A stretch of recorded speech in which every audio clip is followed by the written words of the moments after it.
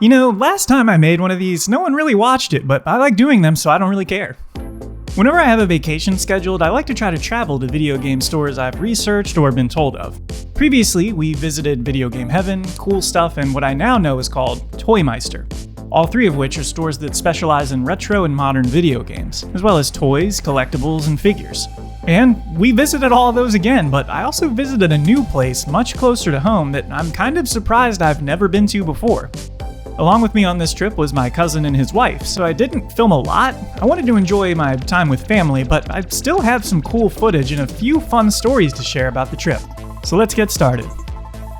My cousin wanted to visit all of these places because I had shown him my previous video, which you can also watch here on my channel. So we began the trip to Virginia Beach, and before we knew it, arrived at the Virginia Beach Antique Mall. But the real reason we were there was to visit Toymeister, the store within the antique mall that specializes in retro toys and video games. If you've seen the last video that I made about this place, then you know that it's massive. I've now visited it 3 times and still I've not had the time to search and see everything. I'm starting to think I may just need to take a solo day trip where I just search all day and really take my time. I decided that since this was the first stop, I didn't want to break the bank and instead focused on trying to find upgrades of games I already own that may be missing pieces like a manual or cover art. I picked up all 3 of the original Spyro games on PS1, as well as Nuclear Strike and Frogger. Unfortunately, I didn't look as deep as I should, and while these are all upgrades to games that I already own, the manual for Spyro 1 is ripped on the back and the Frogger disc has writing on it that I'm not sure I can remove without damaging it. Oh well. I also grabbed Final Fantasy X-2 on the PlayStation 2 and Metal Gear Solid 5 on the PS4.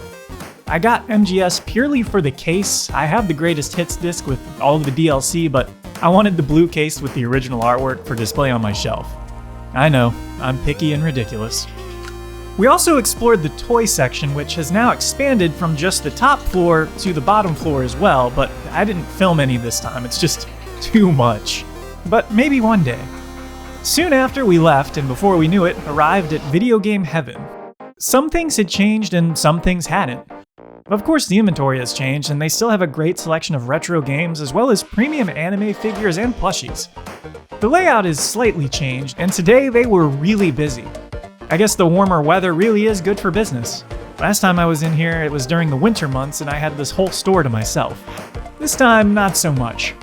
I did pick up a few games here, including Gradius on the NES, Doom on the Super Nintendo, Onimusha on the PS2, and Star Ocean Till the End of Time, also on the PlayStation 2. Gradius and Doom are games I have many different ways to play, many better ways to play, but sometimes I just like playing different revisions of a game, and while I know that the Super Nintendo version of Doom is pretty poor, I'm still excited to play it and I simply couldn't resist owning this beautiful red cartridge. My cousin's wife picked up a few games on the Wii, mostly party games. Nothing too special to mention, but of note it seems even more basic Wii games are starting to go up in price. So maybe that's something to look out for if you're a collector. After we had wrapped up in Video Game Heaven, we decided to head to Cool Stuff again, where I once again neglected to film. So I have no footage. Something about the layout of this store just makes me uncomfortable with a camera, but that's not important. I only walked out of there with one game, and it was Psychonauts on the Xbox. My cousin bought 2 DualShock 3s. It was at this point that I realized my cousin was looking at a lot of things, but not pulling the trigger on buying. I had asked him at the start of the trip what he was looking for in particular, and at first, he said nothing. But then he mentioned that he was really hunting for Pokemon. Specifically, he wanted the Gold and Silver Edition Game Boy Color, as well as a few of the Pokemon games he had never played after Generation 4. I had a secret to share with him once he mentioned this, but I didn't want to get his hopes up, so for now I just kept it to myself. And as we left Cool Stuff and punched in the GPS destination to return home, I asked, well, do you want to go home, or do you want to go try to find something else? The answer was that if I had anywhere to suggest, they wanted to go. So I told them about a place that I had actually visited the day before on my own. DAWNSTAR Video Games.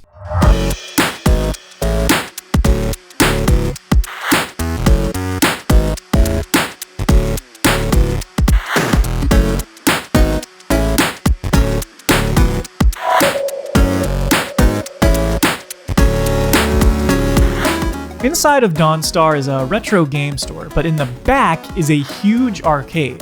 And for just $10, you can enter and play all the games you want all day. They even have a giant projector for Smash Bros. It's pretty cool.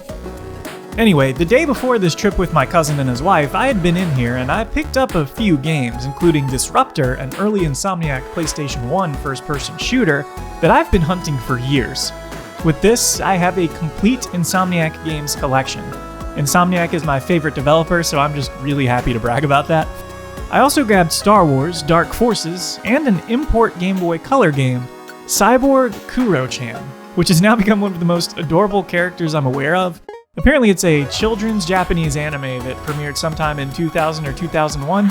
There's also an English dub floating around there that I've started watching, and this show's pretty ridiculous, but it is a lot of fun. Anyway, the reason that I decided to take him to DAWNSTAR was because I had seen something here the day before that my cousin had mentioned he wanted. And as soon as we walked in, he found it. The Pokemon Gold and Silver Edition Game Boy Color. Yeah, it was missing the original battery door, but he didn't care. He grabbed it along with Pokemon Silver and Pokemon Platinum. The best thing about him buying this Game Boy is that I could see how visibly happy it made him to finally be holding it in his hands again. He had this Game Boy Color when we were growing up. I remember him playing on it, and I remember trading Pokemon with him.